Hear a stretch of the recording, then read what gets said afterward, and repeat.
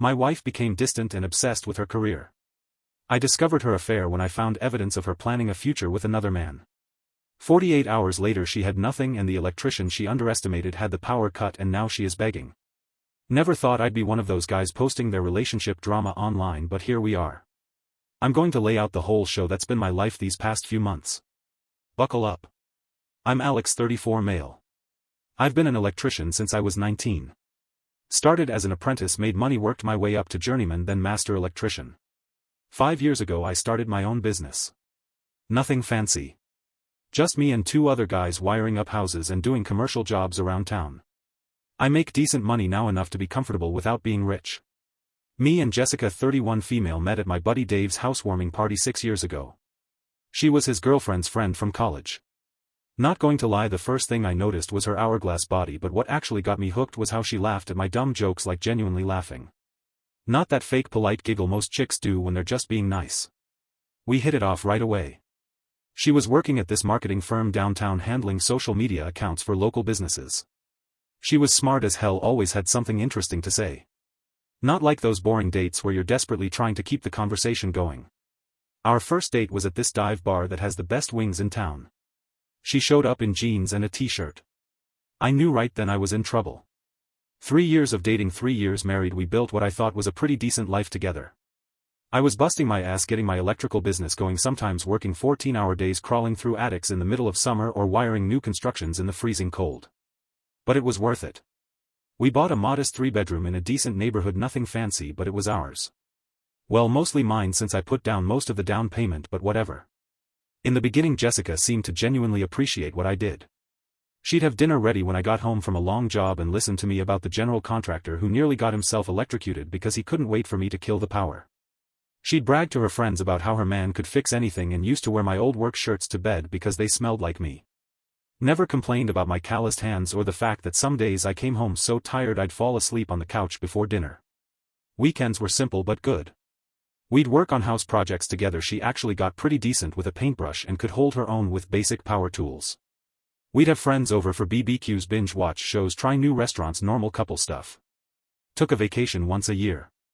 Nothing extravagant, usually a beach somewhere within driving distance, but we had fun. But I'm going to be real, there were probably signs that things weren't as perfect as I thought. When you're grinding every day trying to build something, you don't always see what's right in front of your face. Honestly, I've never been the most observant guy when it comes to emotional stuff. My dad was old school, fix things, provide, protect. Talking about feelings wasn't exactly part of the training manual. Things were good for the first couple years of marriage. We talked about kids but agreed to wait until my business was more stable and she got to a better position at her company. We had a decent little savings building up, I was landing bigger contracts, she got a promotion, everything was on track. Her family liked me well enough. Her dad appreciated that I worked with my hands and built something from nothing. Her mom was always a bit snooty, typical suburban Karen who thought her daughter would have landed a doctor or lawyer, but I won her over by fixing everything in their house whenever we visited. Nothing builds goodwill with the in-laws like solving the plumbing problem that's been driving them nuts for months. My family loved her. My mom was just happy I found a girl who could put up with me. My dad thought she was a little too into social media and brand names, but he kept that to himself mostly. My younger brother thought she was hot, the little shit, but respected our relationship. We had a good group of friends too, a mix of my construction buddies and her marketing coworkers. Regular game night, summer cookouts, fantasy football league that got way too competitive, normal. A good life. If you'd asked me then I would have said we were solid, not perfect. We had the normal fights about dumb stuff like dishes in the sink or me tracking mud into the house. She'd get annoyed when I'd forget some event with her friends. I'd get irritated when she'd spend too much money on clothes or makeup. But nothing major. No red flags, at least none that I saw. Man, typing all this out, it's like watching the beginning of a horror movie where everything seems fine but you know the serial killer is about to jump out. Except in my case the monster was wearing Victoria's Secret and sleeping next to me every night. The first sign something was changing was probably about 8 months ago. That's when Jessica started talking more and more about this new guy at work. Mike? Mike with his MBA from some fancy school. Mike with his amazing ideas for the company. Mike who was going places. Should have paid more attention when my wife couldn't go 5 minutes without mentioning another dude's name. But like I said, I was focused on growing my business, landing contracts, managing my small crew. Didn't realize I should have been focusing on what was happening right under my own roof. But then it became Mike this Mike that. Mike thinks we should approach the Johnson account differently. Mike went to Cancun last year and said we should go. Mike says my ideas have real potential. Pretty soon I'm hearing about Mike's breakfast choices and workout routine like I give a shit that Mike does CrossFit and eats avocado toast. Around this time Jessica started coming home late from work. It started with team happy hours that were supposedly mandatory for team building once a week. Then it became twice, then 3 times a week. She'd roll in at 8 or 9 p.m. slightly buzzed, smelling like a mix of bar and perfume. When I'd ask about her day she'd get this distant look like she was mentally somewhere else. She started making these little comments about how her college friends were doing so much with their lives. One just bought a vacation home in Colorado, another got promoted to VP at some tech company, always with this weird undertone like somehow our life wasn't measuring up. Mike says I have real management potential. He thinks I should be aiming higher, she'd say scrolling through Instagram while I tried to tell her about landing a big contract for a new office building downtown. Like my success meant nothing because I wasn't wearing a suit to work. Then came the appearance changes. She started dressing differently for work, clothes I'd never seen before, more makeup, a new hairstyle, new perfume that probably cost more than my work boots. She started going to get her nails done every week instead of every few months for special occasions. The gym was next. Suddenly my wife, who used to groan about walking the dog around the block, was hitting the gym at 6 a.m. before work at some fancy new place downtown with classes, smoothies and personal trainers. $200 a month compared to the perfectly good $30 a month place 5 minutes from our house. She was coming home later and later, always showering at the gym after her workout, so she'd arrive home freshly showered, makeup perfect, hair done at 8 or 9 p.m. Because that's totally normal after a sweaty gym session, right? I'm not the jealous type. I've never been the guy who checks his girl's phone or tracks her location. I always figured trust is either there or it isn't, and if it isn't, the relationship is already over. But I'm also not stupid. I started noticing she was always on her phone but would turn the screen away when I came near. I caught her texting late at night with the brightness turned all the way down. She would take calls and suddenly need to step outside for better reception at our house, which has never had reception problems. One night I woke up around 2 a.m. to use the toilet and she wasn't in bed. I found her in the kitchen furiously texting someone.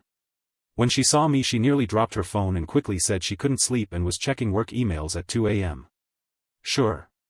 Money changes too. We always had separate accounts for our own spending money plus a joint account for bills and savings. I started noticing larger than normal withdrawals from the joint account into her personal account. When I asked she'd say something vague about needing to help her sister or investing in a work thing. Credit card statements showed charges at restaurants on nights she was supposedly at a girls' night or working late. Expensive clothing stores when she claimed she was just browsing. Hotel bar charges in the middle of a work day. The final straw was Valentine's Day. I'm not usually big on that commercial holiday, but I made reservations at this nice steakhouse she'd been wanting to try. Ordered flowers to be delivered to her office. Even bought her this silver bracelet she'd been hinting about. I texted her around noon to make sure she'd be home in time for our 7 p.m. reservation, no response. I called at 5 p.m. straight to voicemail. By 6:30 still nothing. I ended up sitting on the couch in nice clothes with flowers wilting on the table and a cold bracelet box in my pocket. She finally strolled in at 11 p.m. clearly drunk, saying there was a work crisis and her phone died. She didn't even notice the flowers or my dress clothes, just went straight to bed. The next morning she acted like nothing happened. When I brought it up she got defensive, saying I was overreacting and making her feel guilty about having to work late. That's when I knew for sure something was up. The Jessica I married would have at least felt bad about missing Valentine's Day, would have apologized, tried to make it up to me. This new Jessica just seemed annoyed that I expected her time and attention at all. I'm a pretty straightforward guy. My first instinct was to just confront her, ask if she was cheating and have it out. But something stopped me. Maybe pride, maybe self-preservation. Instead I decided to pay attention, really pay attention. I started keeping track of patterns every Tuesday and Thursday late meetings. Every other Saturday girls' brunch that somehow lasted until dinner. Always came home with her hair done but no shopping bags from these supposed shopping trips. I checked our cell phone records online, multiple calls and texts to the same number, always at times when she was working late or at the gym. A number that wasn't saved in our family phone plan contact list. One day while she was in the shower I did something I never thought I'd do. I checked her phone. It was locked with a new passcode. Since when did she need to lock her phone from me? We used to know each other's passcodes not because we were checking on each other but just for convenience. Then the work event started. Company parties, client dinners, team outings that I was suddenly not invited to. It's just for employees or it would be boring for you. The Jessica I married used to love showing me off to her coworkers, introducing me as her sexy electrician husband. I'm not the most observant guy with relationship stuff, but even I couldn't ignore what was happening. My wife was pulling away, building a separate life that I wasn't part of. The question was, what was I going to do about it? As I was deciding what to do, the universe decided to hand me a piece of real evidence. I was fixing our leaky bathroom sink when I dropped my wrench and it knocked over Jessica's makeup bag that was sitting on the counter. While picking up the scattered lipsticks and whatnot, I found a hotel keycard tucked in the side pocket, not from any vacation we'd been on. This one was from the Marriott downtown, walking distance from her office. Weird thing to keep as a souvenir unless it had some special meaning, right? I put it back exactly where I found it and finished fixing the sink like nothing happened, but that keycard kept eating at me. That night after she fell asleep, I did a deep dive into our finances. Jessica always handled the bills and budgeting, not because I couldn't do it, but she was pickier about that stuff and I was happy to let her deal with it. I logged into our joint accounts and started going through recent statements. Found large withdrawals to her personal account over the last 3 months. We're talking about $500 here, $700 there, money that was supposed to be for our future, our savings, our life together. Credit card statements showed shopping charges at stores way above our usual budget. Dinner charges on nights she told me she was eating with the girls at restaurants that were definitely not the casual places her friends usually picked. Charges at high-end lingerie stores for stuff I'd never seen her wear. Then I spotted it. A hotel charge from the same Marriott downtown from 3 weeks earlier. Just a bar charge, not a room, but still she hadn't mentioned being at any hotel bar. When I cross-referenced with our text messages from the day, she told me she was working late on a big presentation. My buddy Trent works in IT security. We've been friends since high school. I'm not proud of it, but I called him up and asked if he could help me access Jessica's email. I told him my suspicions. He was hesitant at first, but he'd been through a bad divorce himself after his ex cheated, so he understood where I was coming from. He helped me set up a simple keylogger on our home computer, just a basic program that would capture her passwords the next time she logged in. Shady, absolutely. Legal, probably not. But at that point I didn't care. I needed to know what the hell was going on. 2 days later I had her email password. There it was. Message after message with this Mike guy. Weekend plans, complaints about me, how I was stuck in my underdog mindset while Mike was going places, how she was settling by staying with me, how she deserved more luxury in her life than I could provide. The same Mike who I now knew was her direct supervisor, who had just gotten promoted to regional director at her company. The same Mike who, according to his Facebook profile that I now stalked like a psycho, was married with a 2-year-old and another kid on the way. There were hotel confirmation screenshots of apartment listings they were looking at together, messages planning their future after she left me, all while she was sleeping next to me every night, eating the dinners I cooked and living in the house my work paid for. One email from Mike read, "Just a few more months and my bonus comes through. Then we can both leave our dead-end situations and start fresh.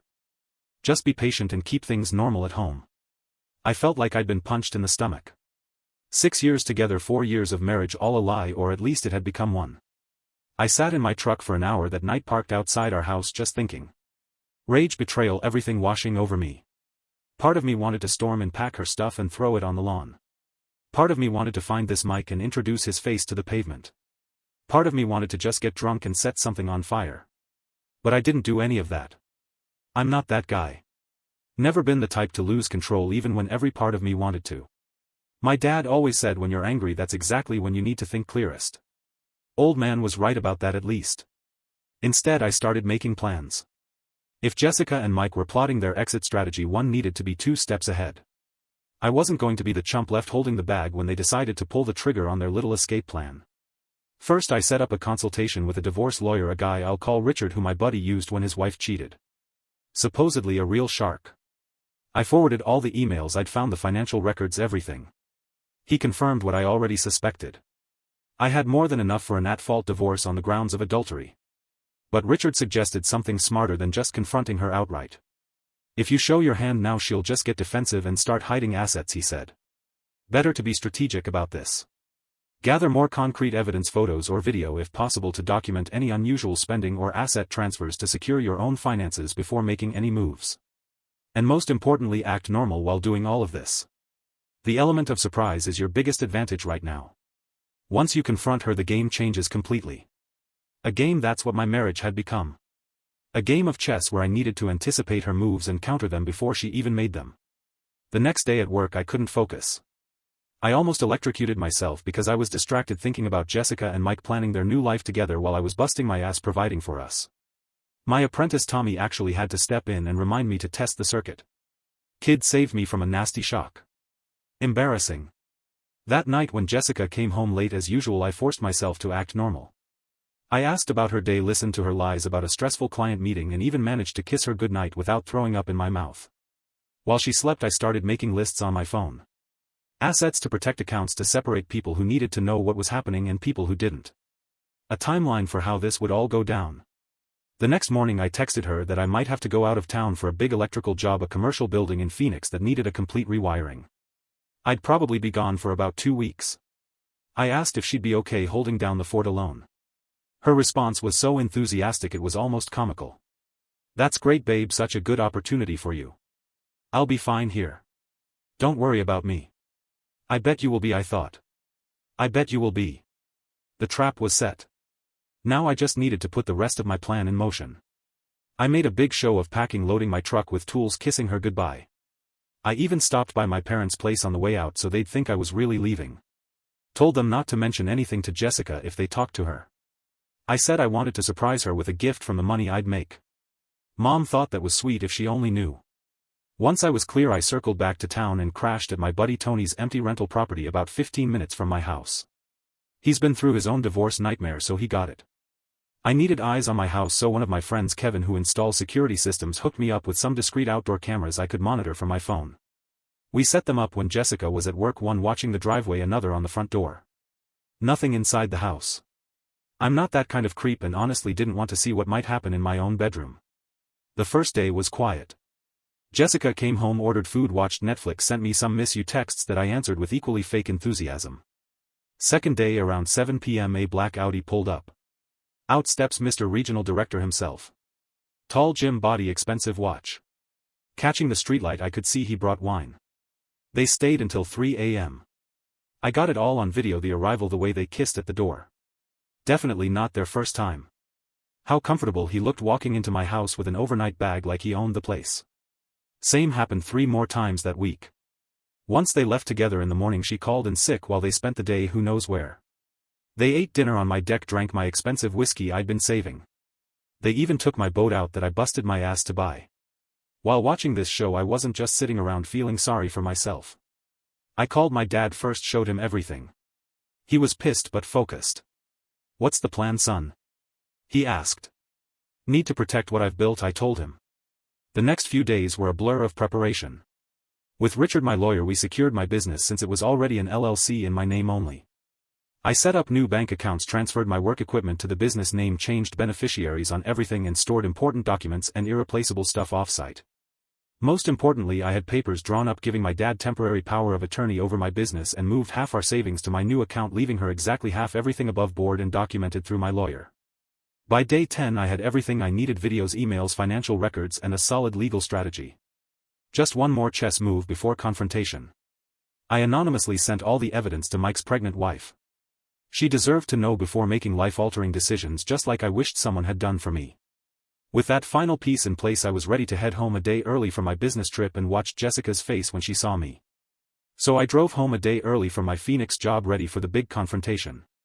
I had this whole speech prepared in my head, kind of expecting to catch Jessica and Mike in the act, maybe get some more video evidence. But life's full of surprises, ain't it? I pulled into the driveway and noticed something off right away. Her car wasn't there. Weird, since my security cam showed it parked there just 3 hours earlier. Figured maybe she went grocery shopping or something. I walked in and the house felt empty. You know that feeling when a place that should feel like home suddenly doesn't? The air was different, quieter. I called out her name, nothing. I checked the kitchen, the living room, then headed to our bedroom. And that's when it hit me. Her side of the closet was completely cleared out. Dresser drawers empty. Bathroom counter missing all her expensive creams and makeup. On the bed was a note folded neatly on my pillow like this was some romantic movie. "Alex, I can't do this anymore. I've moved on with someone who matches my ambitions and can give me the life I deserve. I'll have my lawyer contact you about the divorce. Don't try to find me, Jessica." Cold, right? 6 years together, 4 years of marriage, and that's it. 8 lines on a piece of paper, not even a full page. I sat on the edge of the bed, note in hand, feeling nothing. No rage, no heartbreak. Just this weird emptiness, like I was looking at the aftermath of something that had been dead for months but I just hadn't admitted it yet. I headed to the living room and opened my laptop, pulled up the security footage from earlier that day. There it was. Jessica and Mike loading suitcases and boxes into his Audi around noon. She was laughing as he struggled with a heavy bag, both of them looking excited like kids sneaking out past curfew. I spent the next few hours making lists: bank accounts, credit cards, passwords, utilities, all the practical stuff that needs handling when your wife decides to vanish. I changed the locks, changed every password she might know, and called Richard, my divorce lawyer buddy, to get the ball rolling. While checking our accounts, I noticed something interesting. She'd cleared out her personal checking account but hadn't touched our joint savings. Either she'd forgotten in her rush to start her fancy new life, or she was planning to come back for it once things settled. Then it hit me: the safe in my home office. I opened it and yep, all her important documents were still there: birth certificate, passport, social security card, everything you need to function as an adult in this country. She'd been in such a hurry to bail that she'd completely forgotten the basics. Stupid. I picked up my phone to text her about it but stopped. Richard's advice came back to me. Don't engage. Don't engage until we have everything in order. Let her make the first mistakes. Instead, I called my dad, explained the situation. He came over quickly. We sat on the deck talking while I transferred half our savings to a new account in my name, only leaving her half in the joint account. I'm not a thief, but I'm not a sucker either. Dad stayed over that night. Good thing too, because around 3 a.m. my phone started blowing up text after text from Jessica. Just realized I left some important things. Can we arrange a time for me to pick them up? Alex, please respond. This is childish. They're my documents. I need my passport for a new job opportunity. I shut off my phone and went back to sleep. Let her sit with her poor planning for a while. The next day was weirdly normal. I went to work, wired a new construction site, made small talk with my crew. Nobody knew my life had just imploded and I didn't feel like sharing. I checked my phone at lunch: 27 missed calls, voicemails ranging from sugary sweet to threatening legal action. Mike had even called twice, trying to sound all authoritative about personal property law. I just texted Jessica once. All communication through lawyers from now on. Then I blocked both their numbers and finished my sandwich. 48 hours after Jessica's great escape, I was in the garage reorganizing my tools. What can I say? It's therapeutic. When I heard someone pounding on the front door, I checked my new security app, and there she was, looking considerably less put together than when she left. I laughed my ass off and took my sweet time answering. Found her on the porch, mascara smeared, hair a mess, wearing what looked like yesterday's clothes. You changed the locks. First words out of her mouth, all indignant like I'd done something wrong. Yep.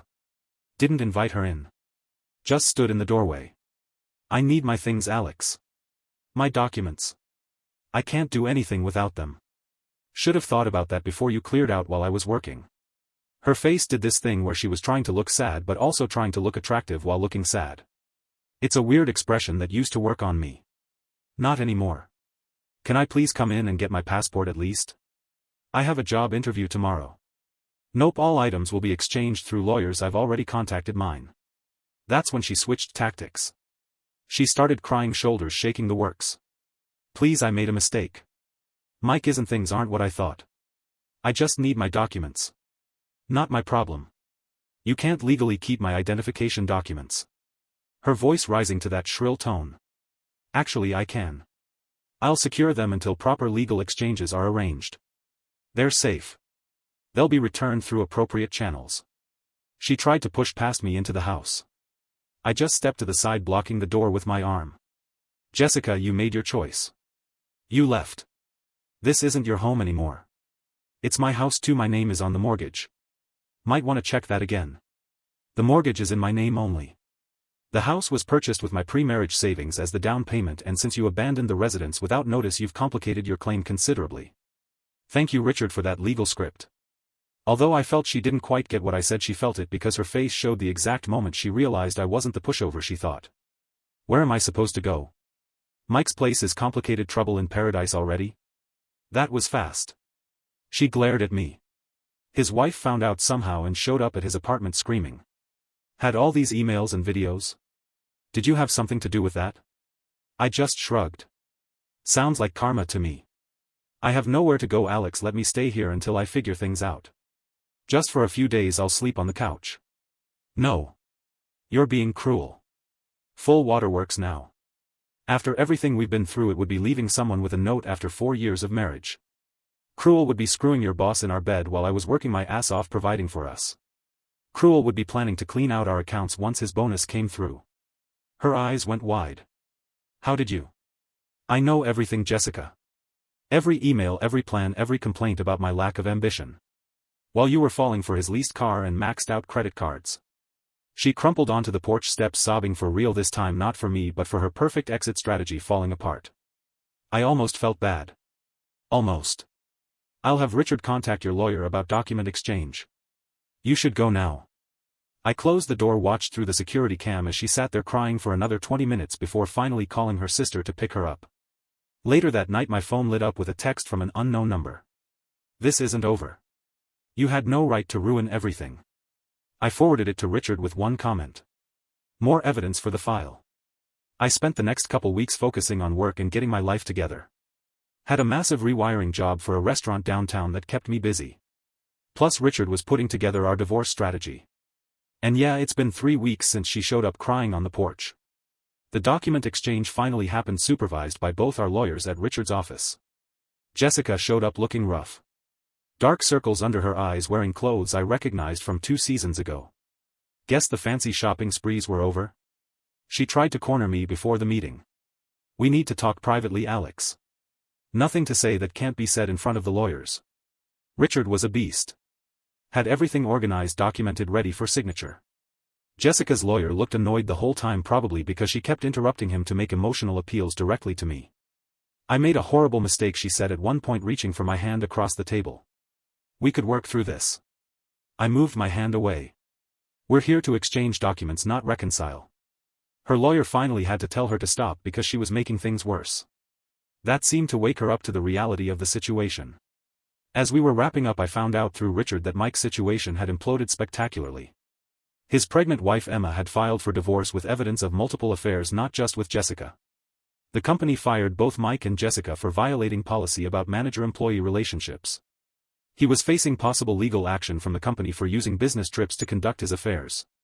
Jessica had been staying with her sister but wore out her welcome after a week of crying and drama. I also heard that she tried moving in with Mike, but that lasted all of 3 days before reality set in. 2 unemployed people with mounting legal bills in his expensive apartment that turns out he could barely afford when he was employed. Meanwhile, my life's been improving. The business is doing better than ever. Landed 2 major commercial contracts that will keep us busy all year.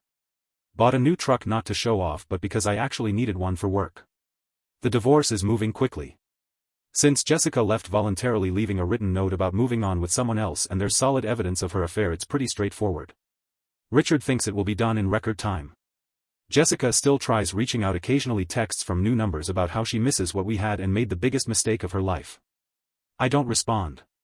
Nothing left to say. Last I heard, she moved back in with her parents in Ohio. And I'm pretty sure that Mike's sleeping on his brother's couch and working at DoorDash to make child support payments. Their grand romance lasted less than a month. In the real world, some of my friends ask if I regret how I handled everything. If I was too harsh or calculated. I tell them the same thing. When someone shows you who they really are, believe them. And when they're planning to screw you over, there's no shame in protecting what you've built. My old man told me something that stuck. In electrical work, you always plan for the worst case scenario because it only takes one mistake to kill you. Turns out that applies to marriages too. Life's not perfect now, but it's real and it's mine. Met this chick at the job site the other day. Been grabbing coffee after work a couple times a week and I'm already developing feelings for her. Nothing serious yet, but there's something about a woman who can thread a pipe and talk circuit breakers that just works for me. She laughs at my dumb jokes. Jessica thought she was the only woman on earth who laughs at my jokes, and she doesn't look at her phone every 5 seconds when we're together. Crazy how you don't realize what you're missing until you actually have it. No regrets. Thanks for coming to my TED Talk Reddit. You guys helped more than you know. Edit, holy thanks for the gold. To answer the most common question, no, I won't take Jessica back. Not even if she changes some wires. Once crossed can't be fixed. Thank you for watching. For more videos like this, remember to like and subscribe.